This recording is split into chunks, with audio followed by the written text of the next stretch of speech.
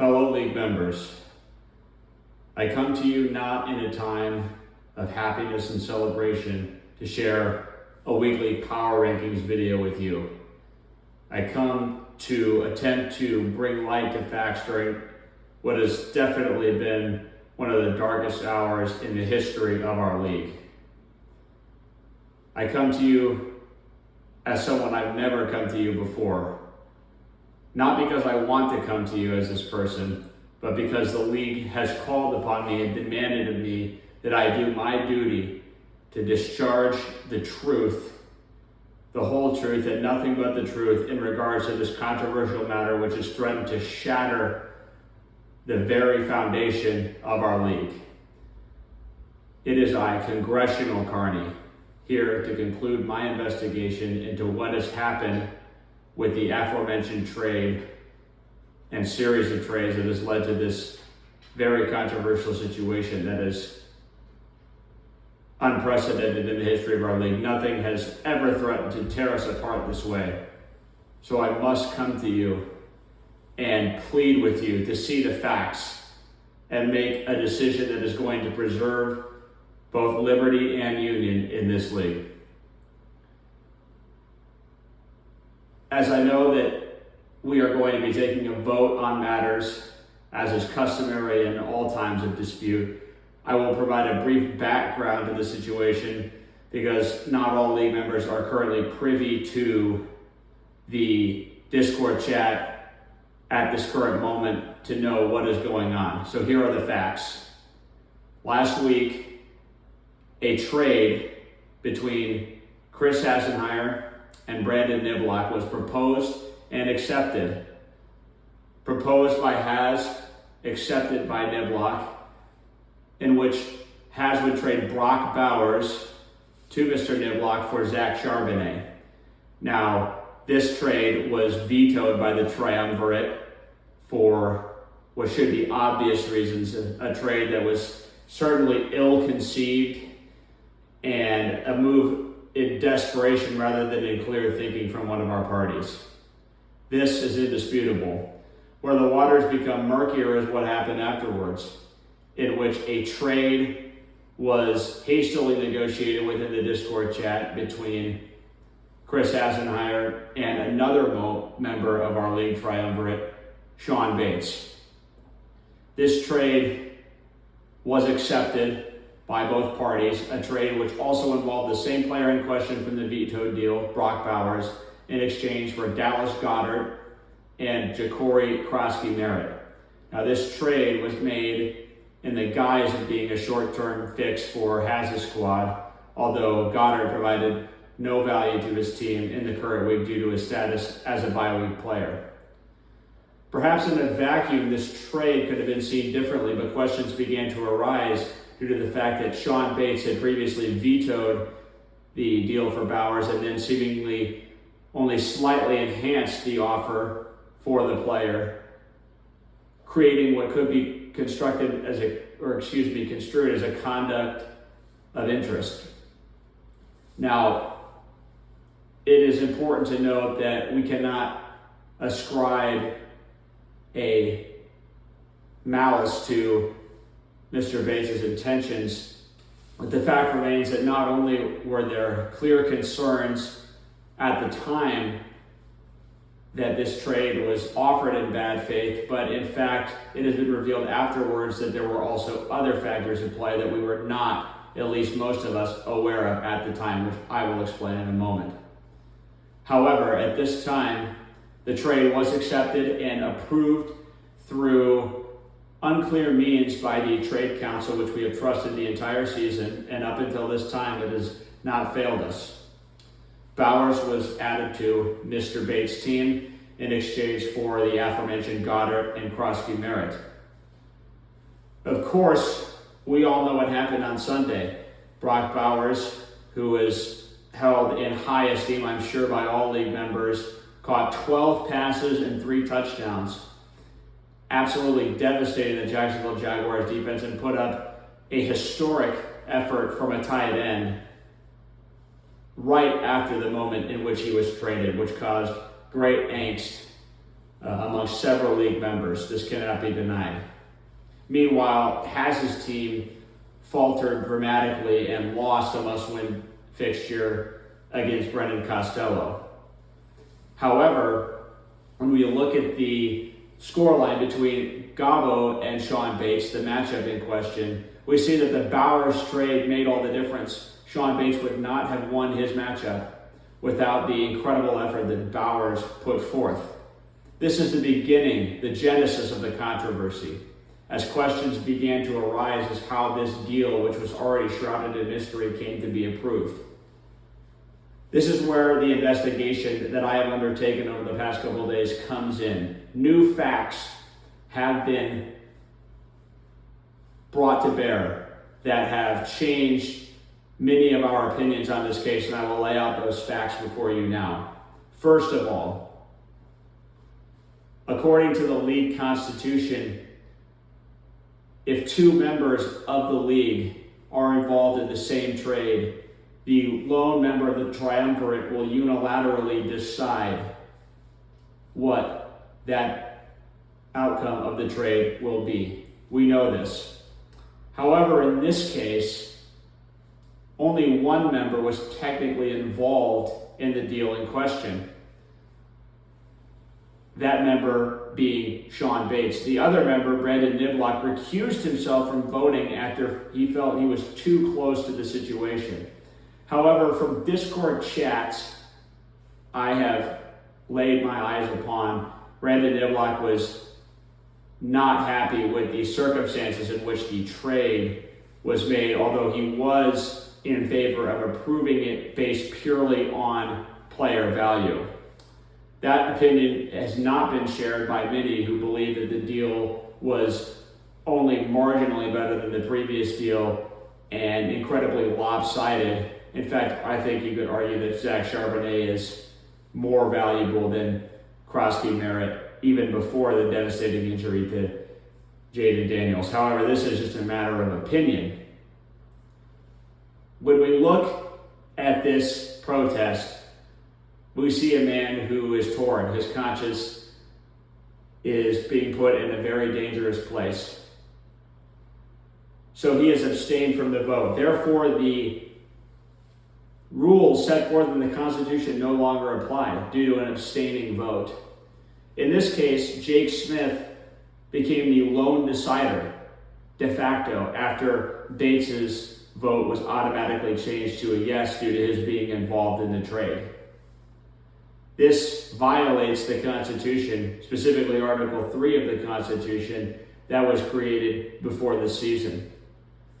This trade is also in bad spirit because the idea of unilaterally having Jake Smith behind closed doors approve this trade with no one's knowledge of what was going on inside the trade review chat room has to be called into question.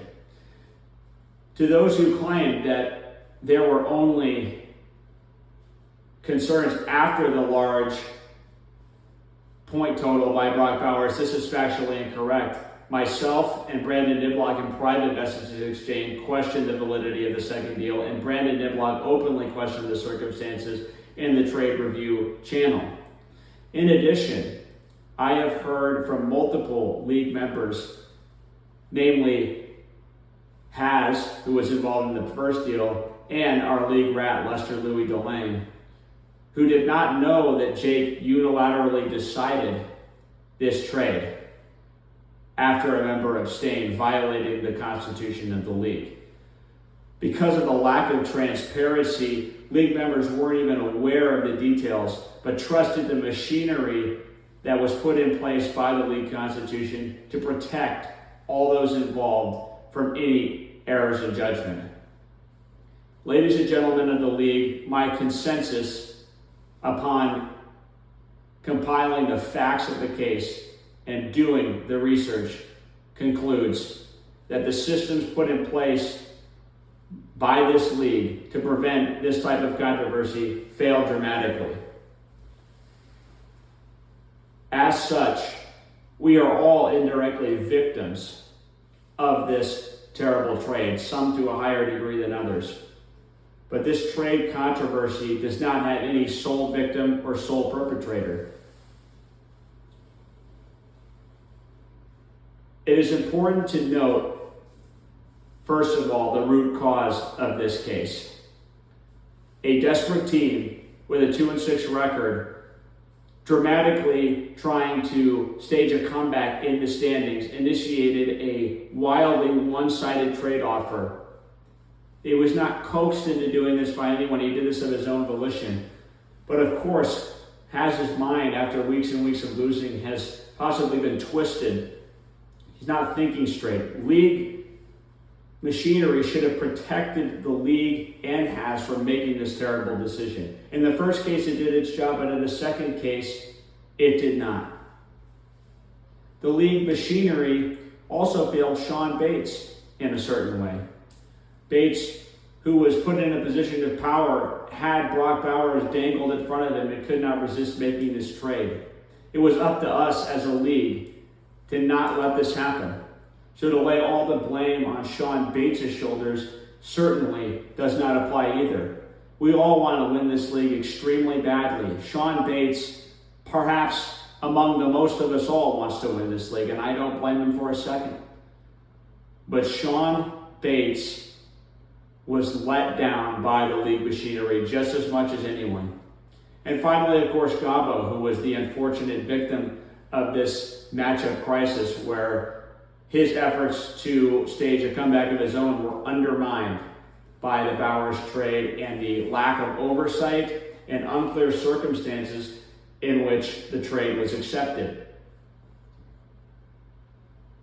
So oftentimes we do not see the solutions to our problems or even recognize that there are problems until after something terrible has happened. This is one of those cases. We did not realize the fragility of our system with the trade triumvirate until this moment occurred. That is why we must have dramatic changes to our process. From now on, we must have an outside LEEG member present in the triumvirate group chat to monitor things and be able to bring attention to the entire league, any controversies or any discussions that are being had behind closed doors. We must have full transparency. This is not negotiable. We cannot have a private group chat of 3 LEEG members with no oversight whatsoever. Cannot happen, and we will remedy this. Secondly, we must amend the Constitution to never allow one person to decide a trade. Even in this case in which a member abstaining violates the Constitution and therefore should have never been allowed to have a unilateral decision made, this cannot be the way these trades are decided. We must have a league-wide transparency and vote on trades involving 2 triumvirate members, or at the very least bring in alternate triumvirate members that have been pre-selected to decide the trade. This must be the procedure going forward if we're going to have a trade triumvirate system that actually works correctly. Another issue that must be brought up, I believe, is the issue of Sean Bates' membership on the council. While I do not believe that Sean is a dishonest person at all, I believe that because he is involved in so many of the LEEG trades, perhaps one of our most active, if not the most active trade members, I do not believe it makes sense for him to be on the trade council due to so much potential for conflict of interest. It's really nothing to do with the man's integrity. I think he did something that many of us perhaps would have thought to have done in his shoes. But the fact remains that because of his involvement in so many trades, it is, in my opinion, foolish to have him be on the trade council. And I believe that we should have a new member admitted to the council. The question of what to do about this crisis, of course, has been raised often. Some people think that the solution, the quick and easy way, is to strip the points away from Sean Bates and award the victory to Gabo and punish Bates for what has happened. I believe that this is a terrible solution. Sean Bates does not deserve to be punished for a system that we all were partially responsible for creating that failed in this moment. We should not reverse the results of Sunday's game because we were not happy with what the result was. However, I also believe that due to the unconstitutional nature of the trade should be reversed immediately, and Brock Bowers and all other players involved in the trade should be frozen in trade talks for a minimum of 1 week. We cannot have another situation like this pop up. I also believe another action should be taken is that the previously mentioned reforms must go into effect immediately. We can't risk having another blow up like this, where we have several breakdowns in communication, several breakdowns in execution, not knowing what to do. We must have a better system in place. I believe the league will vote to do what it will, but I firmly stand by my decision, having viewed all the facts of the case, that Sean Bates should not be punished by removing his win, but that this unsanctimonious trade should not be allowed to stand. We must reverse the trade in order to establish and reestablish the goodwill that we once had in this league. It is no great secret that our league has been extremely divided. And unfortunately, it appears that those divisions have created casualties. It has been brought to my attention that our commissioner will be resigning from his post at the end of the season and discontinuing his membership in our league, which I think is very unfortunate due to this tremendously sad situation. In light of this coming to light, I would like to announce my candidacy for the commissioner position for next season. This is not because I want to be the commissioner of this league, because it just seems like a terrible job, to be perfectly honest with you. Nobody wants to deal with all of you. But what I have seen in this league over the past couple of weeks has really been astonishing. The fact that we have people threatening to leave the league that have been an integral part of this culture is extremely sad. And it pains me dearly to see this. I want to do something about it. And I believe that as a more level-headed member of the league who is not constantly involved in many trades, who is not looking to do any funny business and is typically less emotionally involved in some of these disputes as others, I believe I would be a person that could be temperamentally suited to this job. I know that some people have questions about some things that I did when I was commissioner in high school, but those days are over. Those are long gone in the past. I believe I can do an extremely large amount of good to this league and help re-foster the friendship and unity that makes this league incredible. While it is okay to have rivalries, and it is in fact encouraged and unavoidable to have rivalries in this league, we cannot allow these disputes, whether personal nor fantasy related, to blow up into a situation that threatens to go away with the league.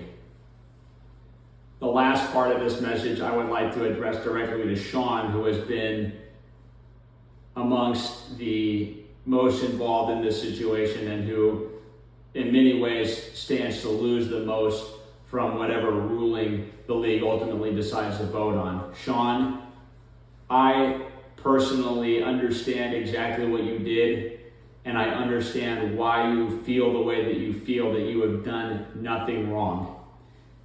In some ways, you haven't done much wrong that should not have been alleviated by better protocols in place to prevent this from ever happening. With that being said, I believe you unwittingly engaged in a trade that was not a dignified and respectful way of going about a trade business. And when I say respect, I mean respect to the position of power that you have been placed in as a member of the triumvirate, not respect towards another player or any person in this league, because I believe that, with the exception of certain individuals, which we will not discuss here, you are a respectful person and you do not try and take advantage of others. However, in this case, I believe that the opportunity was dangled in front of you. You took it, and league systems that could have prevented this failed. I do not believe you should be punished. I would love for you to come back into the league, into the fold, into communications with others. I make a passionate plea to you, please come back, because the league would not be the same without you. I will not speak for everyone, but I will speak definitely from my personal experience that you are one of the most active, engaging, and enjoyable members of the league to be around. And we've had the opportunity to meet more in person as this year has sort of ended, watching Mariner games together and doing other social activities such as the draft together. Please come back into the fold. Please, league members, help Sean come back into the fold by not being vindictive and setting aside your own personal emotions and feelings and doing what's right for the league so that we can make the changes necessary to move forward without suffering any more unneeded loss of league members. I don't have much more to say other than you must do what you feel is right when we vote on this very important matter. But I hope I've made the facts plain and made my case strongly that the answer is not vindictive, bitter reprisal upon our league members, but a situation of understanding, compromise, and unity so that we can move forward. This has been Congressional Carney giving you the undisputed and cold hard facts on the situation. Vote where your heart may lead, and good luck to all of us as we may get through this trying time.